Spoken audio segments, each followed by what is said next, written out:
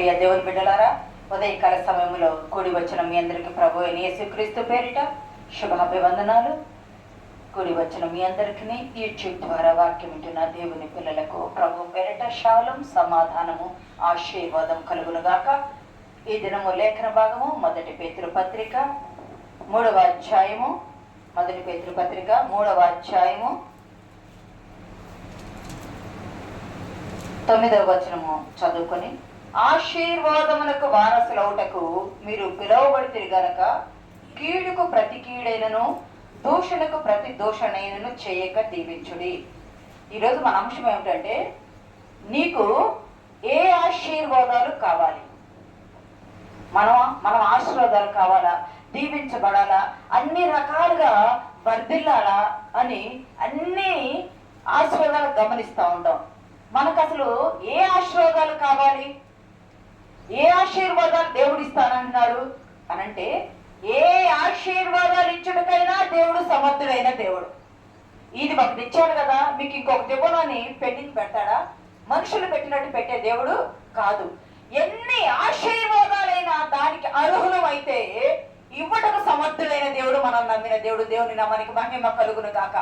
మన దేవుడు ఎన్ని ఆశీర్వాదాలు ఇచ్చుడికైనా సమర్థుడు.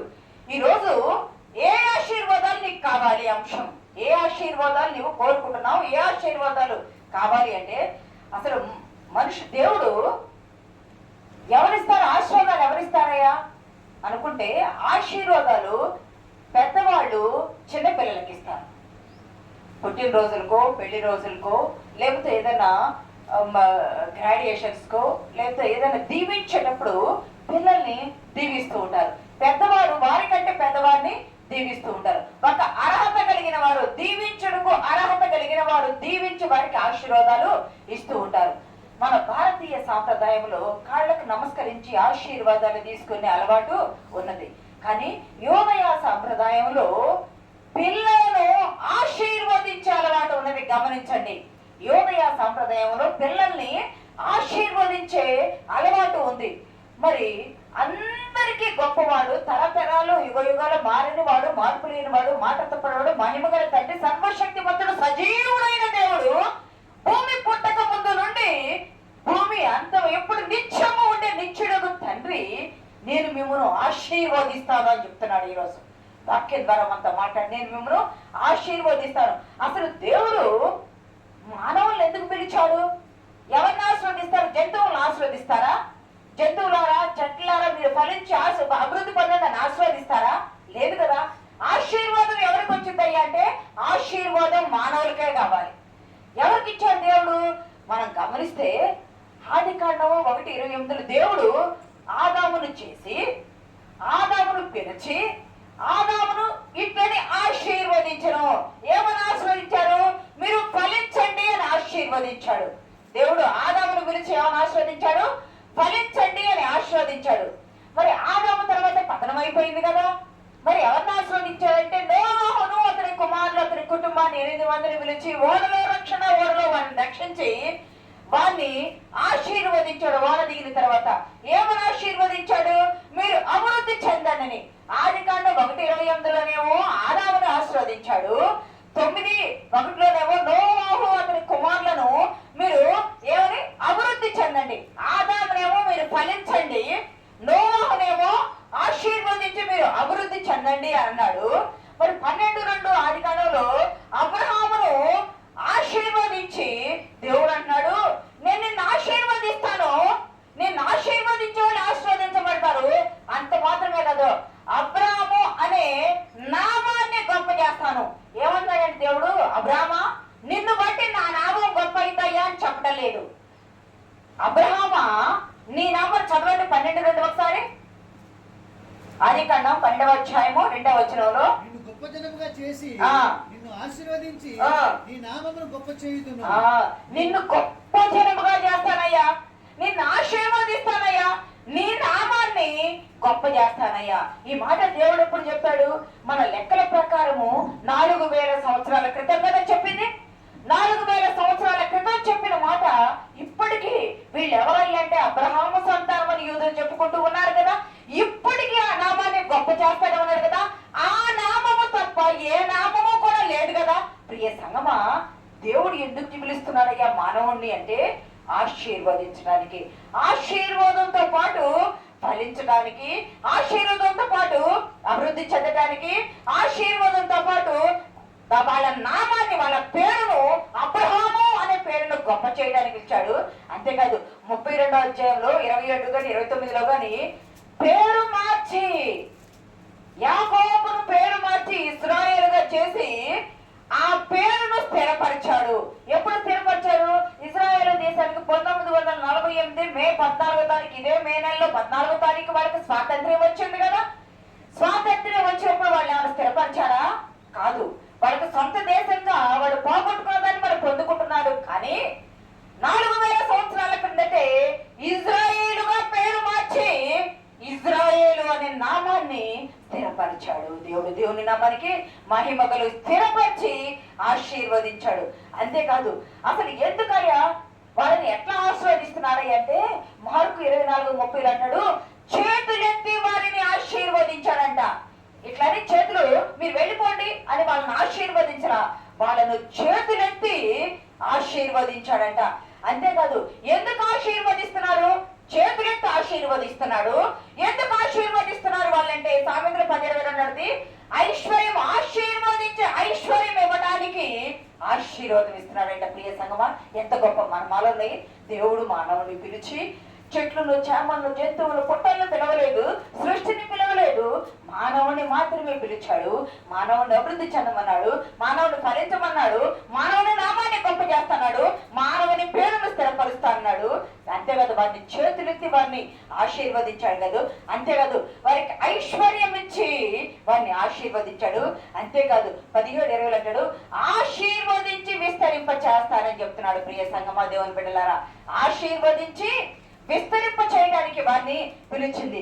ఇక గమనించండి, ఈ 17లో ఆశీర్వదించిన వ్యక్తి ఇష్మాయేల్ అయితే 57 దేశాలుగా 200 కోట్ల పైన ప్రజలుగా వారిని విస్తరింప చేశాడు. దేవుని నామానికి మహిమ కలుగును గాక. ఎంత గొప్ప దేవుడు, మాట తెప్పే దేవుడు కాదు. ఇంకా ఎందుకయ్యా అనంటే అసలు ఎందుకు ఆశీర్వదిస్తున్నాడు?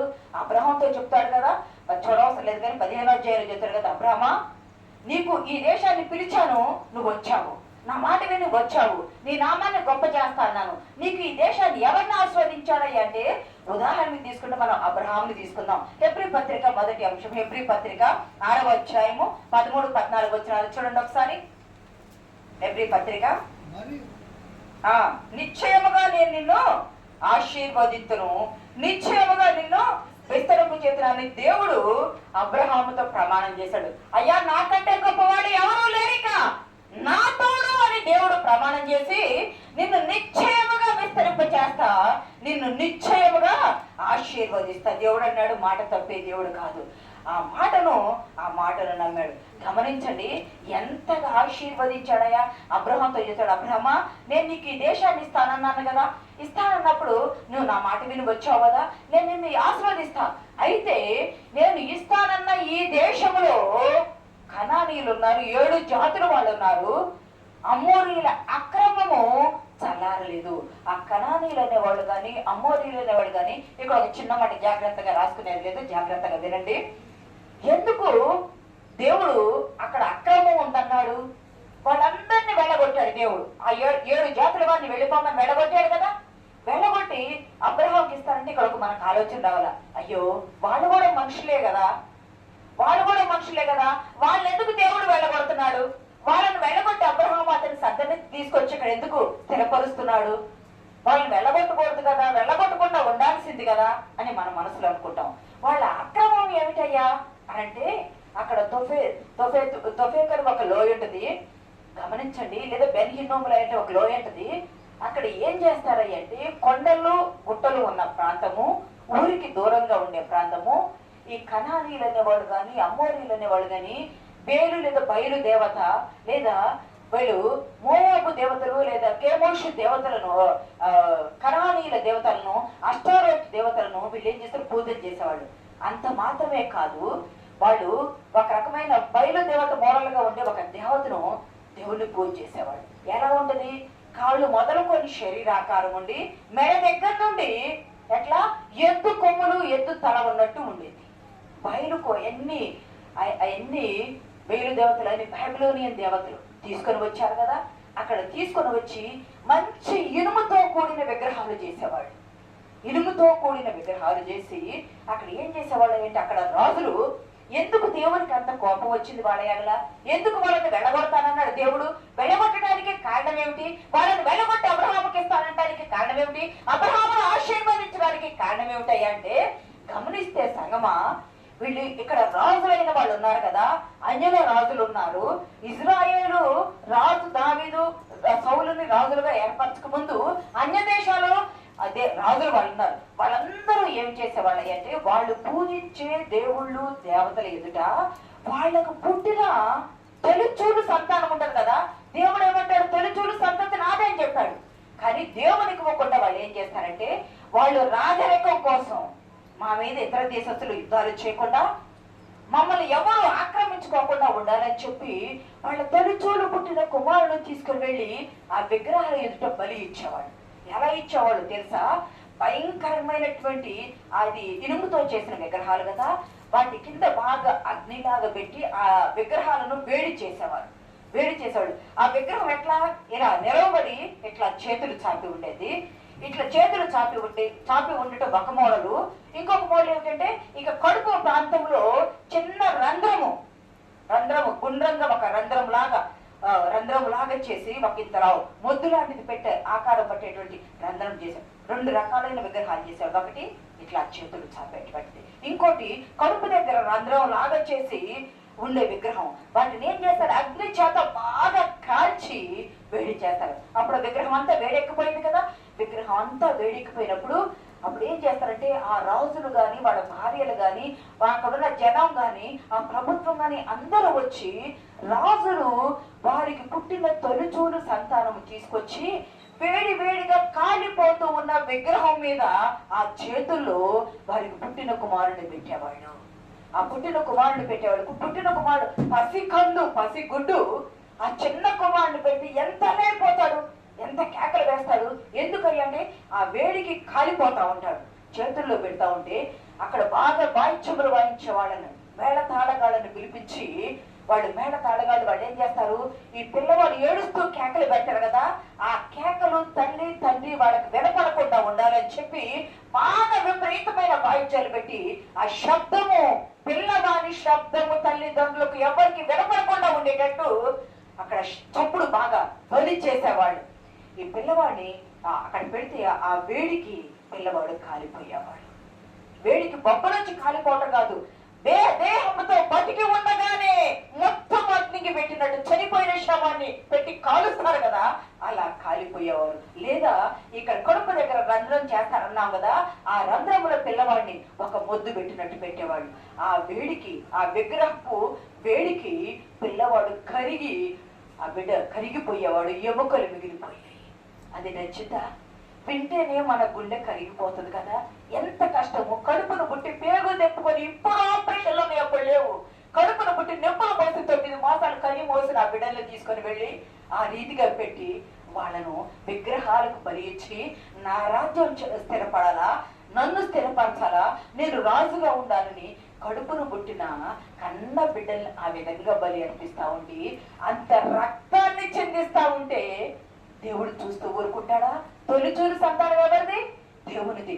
దేవునికి అర్పించడం అంటే వధించడం అనే కాదు, ఆయన పరిచర్యకి అర్పించడం, ఆయన నామాన్ని అర్పించడం, ఆయన నామం సన్నిధిలో పనికి ఉండటం. ప్రియ సంగమా, అమ్మోరి అక్రమం చల్లారలేదు అని దేవుడు 15వ అధ్యాయంలో అబ్రహాముతో అన్నాడు కదా. ఎందుకు ఏమి చల్లారలేదైతే ఈ రీతిగా తమ పిల్లల్ని బలులు అర్పిస్తూ ఉన్నారు. ఒకరిని చూసి ఒకరు బలులు అర్పిస్తా ఉంటే దేవునికి ఆ బలులు వెక్కసమైపోయినాయి. తొలిచూలు సంతానం బదులు మీరు గొర్రెను మేకను కోడెను బలివ్వమని దేవుడు చెప్పాడు కదా.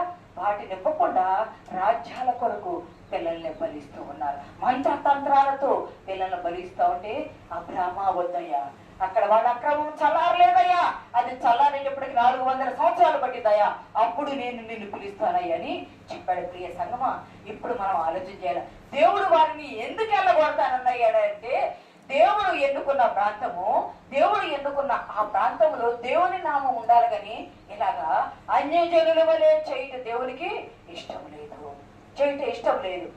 అమోరీల అక్రమము చల్లారలేదు కదా, 4వ తరం వస్తారయ్యా. వీళ్ళ ఆలోచనలు, వీళ్ళ సంతతి, వీళ్ళందరూ ఎప్పుడు చివరి ఎండ్ అయిపోయిందయ్యా అంటే 400 సంవత్సరాలు పట్టింది ఈ ఘోరమంతా పోయేటప్పటికి.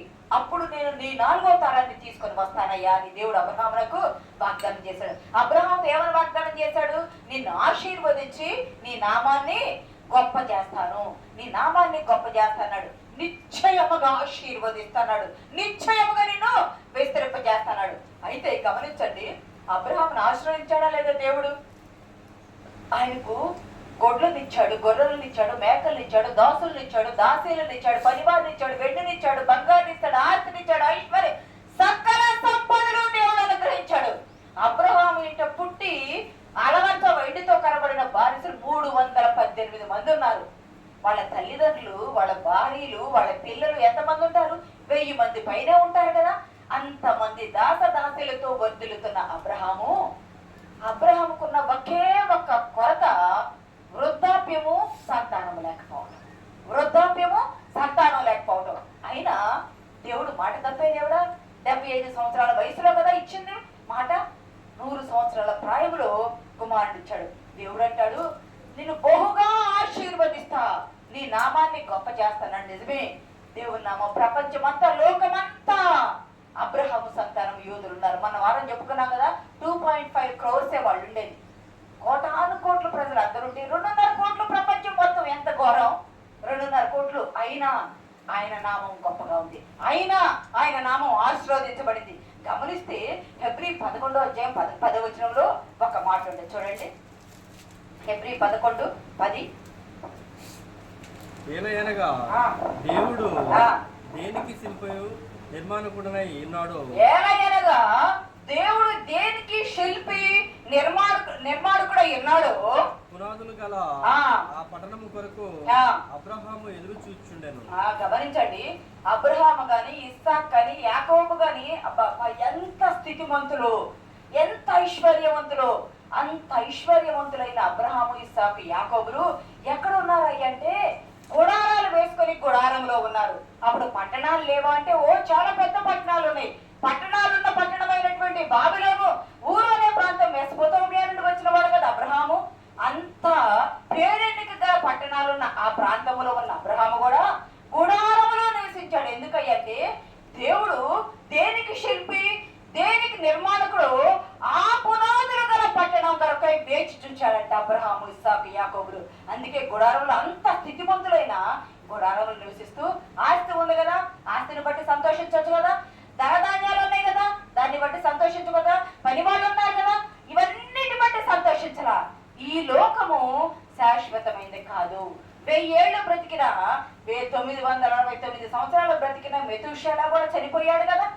అంటే 1000 ఏళ్ళు బ్రతికినా వేరుబడక తప్పదు, 100 ఏళ్ళు బ్రతికినా చావు తప్పదన్న సామెత ప్రకారము ఎన్నేళ్ళు బ్రతికినా ఈ లోకములోనికి ఏమి తీసుకురాము, ఈ లోకములో నుండి ఏమి తీసుకుపోము.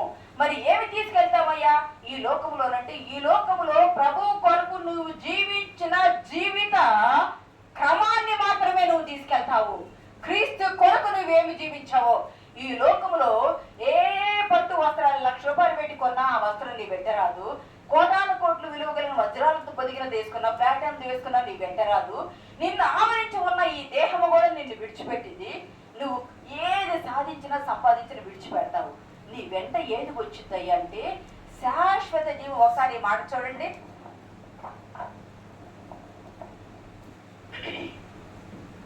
కీర్తన 133:3 చూడు. సియోను కొండల మీదకి దిగవచ్చు, ఎర్మోను మంచు వలె ఉండును. ఆశీర్వాదము శాశ్వత.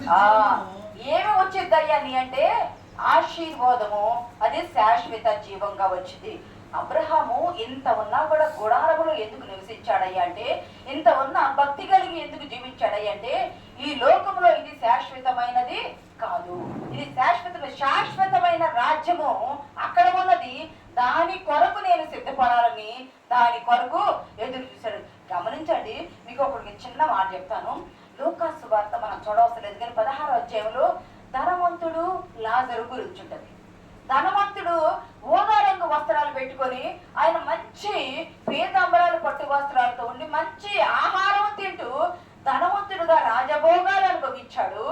అతని ఇంటి గేటు వద్ద కూర్చొని అతడు బల్ల మీద నుండి పడే రొట్టె ముక్కలు పారవేస్తే ఏడుకొని తినే పేద దరిద్రుడైన లాజరు ఒకడు ఉండేను. గమనించండి, అతని ఒంటి నిండా కురుపులు, వాటి నుండి కారే ఆ రసిక కుక్కలు నాగుతూ ఉన్నంత హీన స్థితిలో ఉన్నాడు.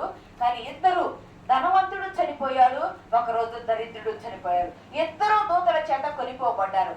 ధనవంతుడేమో నరకానికి వెళ్ళాడు, దరిద్రుడైన లాజరేమో అబ్రహాము రోమన ఆనుకోవడానికి వెళ్ళాడు. ధనవంతుడు అంటున్నాడు, అయ్యా ఈ నరకంలో యజ్ఞలో యాతన పడలేకపోతున్నానయ్యా అంటే అబ్రహాం అంటాడయ్యా నువ్వు అక్కడ సంతోషించావు. ఎక్కడ? భూలోకములో సిరి సంపదలతో, ఆస్తి పోసలతో, ఆహారముతో, దయా దాక్షిణ్యము లేకుండా నీవు అక్కడ జీవించావు. అక్కడ అతను యాతన పడ్డాడు. నువ్వు ఇప్పుడు ఇక్కడ యాతన పడుతున్నావు. అతను లాజరు ఏం చేస్తున్నాడు? ఇప్పుడు నా యొద్ద నెమ్మది పొందుతూ ఉన్నాడు. ప్రియ సంగమా, అబ్రహాము దేని కొరకు ఎదురు చూశాడు? ఆ నెమ్మది పొందడం కొరకే కదా ఎదురు చూసింది. అబ్రహాము, ఇస్సాకు, యాకోబులు దేని కొరకు ఎదురు చూశారంటే ఈ లోకములో ఉండే ఏది మనం వెంటారు అది అట్లానే మనకొద్దా? ఆస్తిపాస్తులు వద్దా, సిరి సంపదలు వద్దా, వస్త్రాలు వద్దా, నగలు నాణ్యాలు ఏం వద్దంటే అన్ని కావాలా, తగు మాత్రము కావాలా, అన్ని కావాలా. నెమ్మది కలిగి సుఖముగా బ్రతుకు నిమిత్తము మన జీవితానికి అవి అవసరమే కానీ అవే మన జీవితము కాదు. అవన్నీ ఉన్నా ధనవంతుడు పరలోకం వెళ్ళాడా? వెళ్ళలేదు. అవి ఏమీ లేకపోయినా దరిద్రుడు పరదేశానికి వెళ్ళాడు కదా. ఈ లోకములో ఏ ఆశీర్వాదం కావాలా నీకు?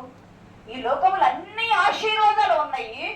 వృద్ధాప్యము, సంతానం లేకపోవడం లోటుగా ఉన్న అబ్రహాము దేవుణ్ణి బట్టి అది పొందుకున్నాడు. అంటే ఏ పిచ్చుటికైనా సమర్థుడు అయిన దేవుడిని అక్కడ రుజువుపరిచాడు, పొందుకున్నాడు. కానీ అన్ని ఉన్న ధనవంతుడు దేవుని యందు భయభక్తులు లేకుండా ఉండుటను బట్టి అతను వెంట ఏం వెళ్ళింది అంటే ఆశీర్వాదం వెళ్ళలా. అతని వెంట ఏమొచ్చిందంటే అతని యొక్క నరక జీవితం ఆయన అగ్నిలో పడవేసింది. ఈ లోకముల సుఖము ఆ లోకములో నరకమైంది. ఈ లోకముల దారిద్ర్యత, ఈ లోకములో ఆయన యాతన, ఆ లోకములో ఆయనకు పరలోకము పరదేశం వచ్చింది. అంటే ఈ లోకంలో మనం సుఖంగా ఉండొద్దా? చిరిగిన బట్టలు చింపిరి జుట్టుతో ఉండాలంటే లేదు. నువ్వు శుభ్రంగా పరిశుభ్రంగా ఉండాలా, పరిశుద్ధత కలిగి ఉండాలా. నీకు ఏమి కావాలో ఎరిగి కోరి ఇచ్చే దేవుడు నీ దేవుడు. అబ్రహాము కన్నీ ఇచ్చాడు. అబ్రహాము ఏమి దాని కొరకు ఎదురు చూడాలి, అన్ని పొందుకున్నాడు, దాని కొరకు ఎదురు చూడాలి. కానీ మన దేవుడు అయ్యా పరలోకం ఇస్తున్నావు కాబట్టి ఈ లోకంలో నువ్వు దరిద్రం అనుభవించాయని చెప్పలా. ఇక్కడ అక్కడ కూడా ఆయన నామాన్ని మహిమపరిచే వారిగా ఉండాలా. ఈ లోకములో శాశ్వతం కాదు. ఈ లోకములో నీవు బ్రతికేది పరలోకములో నిత్య నివాసం చేరటానికనే చెప్పడానికి. రెండోది చూద్దాం, చూడండి. ఆదికాండం 32వ అధ్యాయము, ఆదికాండం 32వ అధ్యాయము 27వ వచనం చూడండి. ఆయన నీ పేరేమని అడగగా అతడు యాకోబు అని చెప్పాను. అప్పుడు ఆయన నీవు దేవునితోనూ మనుషులతోనూ పోరాడి గెలిచితివి గనుక ఇక మీదట నీ పేరు ఇశ్రాయేలులే గాని యాకోబు అనబడదని చెప్పాను. గమనించండి, ఇక్కడ గమనిస్తే మొదట అబ్రహామును ఎన్నుకున్నాడు. అబ్రహాము తర్వాత అబ్రహామును దేవుడు పిలిచి ఎన్నుకున్నాడు. ఇప్పుడు ఇక్కడైతే యాకోబు ఒక్కడు మిగిలిపోయాను. యాకోబు ఇక్కడ 3 విషయాలు మనం జ్ఞాపకం చేసుకోవాలా. మొదట తండ్రి ఇంటి నుండి వెళ్ళేటప్పుడు బేతేలు దగ్గర నిచ్చెన మీద ఎక్కే దిగే దూతలను చూశాడు. మహనాయిములో ఇది 2 సేనలు అన్నాడు. పెనుయేలు దగ్గర ఎబ్బోకు రేవు దగ్గరకు వచ్చాడు. 20 సంవత్సరాలు పట్టింది ఆశీర్వాదాలు పొందుకోవడానికి, ఆశీర్వాదాలు స్థిరపరచుకోవడానికి. ఏ ఆశీర్వాదాలు కోరుకున్నాడయ్యా? ఇశ్రాయేల్ అంటే దేవునితో తానే కుమారుడై ఉండాలని, దేవునితో తను వారసత్వం కలిగి స్వాస్యం కలిగి ఉండాలని పరలోకపు ఆశీర్వాదాల కొరకు యాకోబు కోరుకున్నాడు. యాకోబు యాకోబు అన్నకు భయపడి 20 సంవత్సరాల క్రిందట పారిపోయాడు. 20 సంవత్సరాల భయం అతనిలో ఉంది. అన్నతో సమాధానం కోరుకొని బహుమానాలు పంపించుకున్నాడు. తన దేవుడు తనకిచ్చిన ఆ బహుమానాలను నేను పాత్రలను కానయ్యా అని ఒప్పుకుంటున్నాడు. తనను తాను ఒప్పుకుంటున్నాడు. నీకు మేలు చేస్తానని, నిన్ను విస్తృంప చేస్తానని నువ్వు నాకు వాగ్దానం చేశావు కదా అని ఆ వాగ్దానాన్ని దేవునికి జ్ఞాపకం చేస్తున్నాడు. ఆ రాత్రికాల సమయంలో ఒక్కడు మిగిలిపోయాడు.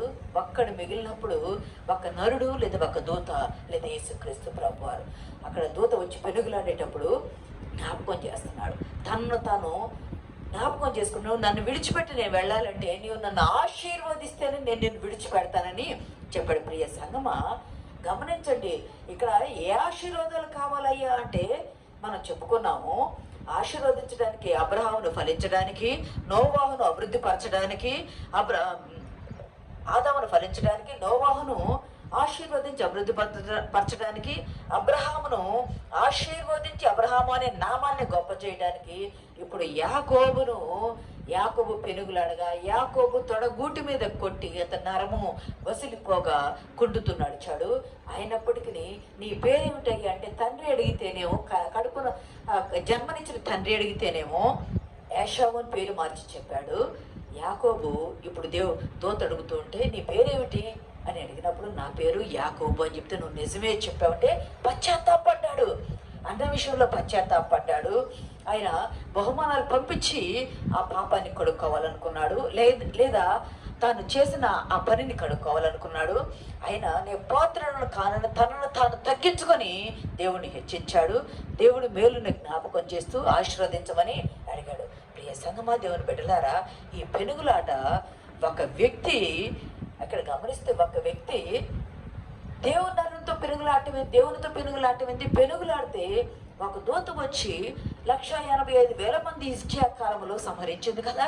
మరి యాకోబు దూతను ఎలా పెనుగులాడాడు ఎలా గెలిచాడు అంటే యాకోబు గెలవలేదు కానీ దేవుడే యాకోబును గెలిపించాడు. ఏకాంతంగా దేవునితో గడపాలనుకున్నాడు. ఎబ్బోకు రేవు ఎత్తున్నాడు. దేవునిపై ఉన్న ఆసక్తి, ఆశ, ఆయనపై ఆధారపడి ఆశీర్వాదాలు పొందుకోవాలనే పట్టుదల ఇక్కడ ముఖ్యమైనగా ఉన్నాయి. గమనిస్తే ప్రియ సంగమా, దేవుని బిడ్డలారా, పరలోకపు దేవుడు భూమిపై యాకోబుతో తన అధికారాన్ని స్థాపిస్తూ ఉన్నాడు. పరలోకపు దేవుడు భూమి మీదకి దిగి వచ్చాడు అన్నాం కదా. ఆ దిగి వచ్చిన దేవుడు ఎలా తన అధికారాన్ని స్థాపిస్తున్నాడు, ఎలా తన రాజ్యపాలన స్థాపించబోవచ్చు ఉన్నాడు అంటే యాకోబు ద్వారా తన అధికారాన్ని స్థాపిస్తూ నీవు దేవునితోనూ మనుషులతో పోరాడి గెలిచావని, ఇక నీ పేరు ఇజ్రాయేలే కానీ యాకోబు అనబడదు అని చెప్పాడు. ఇజ్రాయేలే కానీ యాకోబు అనబడదని చెప్పాడు. ప్రియ సంగమా, దేవుని బిడ్డలారా, సమస్తము యాకోబు అనే వ్యక్తి ఎక్కడ విడిచిపెట్టబడ్డాడయ్యా? ప్రాచీన పురుషుడు, పాప పురుషుడు ఎక్కడ విడిచిపెట్టాడంటే యబ్బోకు రేవు అవతల విడిచిపెట్టబడ్డాడు. యబ్బోకు రేవు యువతల ఇజ్రాయేలుగా మార్చబడ్డాడు. ఇజ్రాయేలుగా మార్చబడి, రూపొందించబడి, ముద్రించబడి, పెంపొందించబడి రెండవ ఒడ్డున ప్రయాణము కొనసాగించాడు. ఎందుకయ్యా అంటే ఇజ్రాయేలు అనే నామమున, అనే శ్వాసమున ఆ పేరును స్థిరపరచడానికి దేవుడు చెప్పాడు కదా. నీకు ఏమిస్తానయ్యా అంటే నీ పేరు మార్చి నిన్ను స్థిరపరిస్తే నిన్ను ఆశీర్వదిస్తాన్నారు కదా. ఆ ఆశీర్వాదం పొందుకున్నాడు. పరలోక ఆశీర్వాదం కొరకు పెనుగులాడాడు. పరలోక ఆశీర్వాదం పొందుకున్నాడు. ఇక్కడ 1 పేతురు 3:9 అసలు ఎందుకు దేవుడు పిలిచాడయ్యా అంటే ఆశీర్వాదానికి వారసులు అవడానికి పిలిచాడు. యేసుక్రీస్తు ఎఫెసీ 1:3 అంటాడు కదా, యేసుక్రీస్తు ద్వారా ఆశీర్వాదము అనుగ్రహించాడు. అది శాశ్వతమైన జీవం పొందుకోవడానికి ఆశీర్వదించాడు. ప్రియ సంగమా, దేవుని బిడ్డలారా, ఇక్కడ గమనిస్తే దేవుడు మనల్ని ఆశీర్వదిస్తున్నాడు.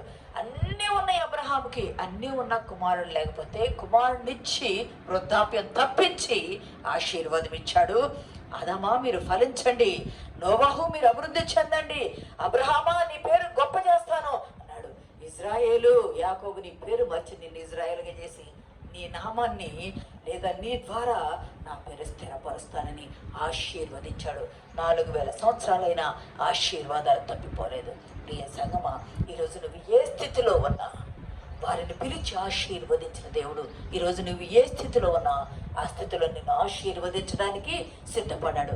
ఆయన ఆశీర్వాదాలు పొందుకోవాలంటే యాకోబు వలె నేను అర్హత లేని వాడినయ్యని నిన్ను నువ్వు తగ్గించుకొని నీ పాపాలు ఒప్పుకోవాలా. ఏ స్థితిలో ఉన్నా ఆ స్థితిలో నుండి నువ్వు ఆయన మీద ఆధారపడితే నిన్ను పిలిచి లేవనెత్తి నిన్ను ఆదుకొని నిన్ను ఆశీర్వదించి ఆశీర్వాదంతో స్థిరపరిచి నీ ఆశీర్వాదము దేవుని నామానికి మహిమ ఘనత కలుగునట్లు ఆయన కృపలో మనల్ని దీవించి ఆశీర్వదించి ముందుకు నడిపించడానికి పరిశుద్ధాత్మ దేవుడు మనకు సహాయం దయచేయను గాక.